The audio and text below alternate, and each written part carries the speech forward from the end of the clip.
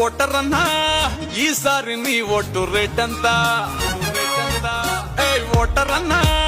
ఈసారి నీ ఓటు రేటంతా నీ లీడర్ ఇచ్చే చీపు లిక్కర్ క్వార్టర్ అంతా వాడు పిచ్చమేసి 2000 నోటంతా నీ కులపోడైతే వానికి డిస్కౌంటా ఏంది ఎంతేనా నీ రేటు పెంచుకుంటా ఓటర్ అన్నా ఈసారి నీ ఓటు రేటంతా ఓటర్ అన్నా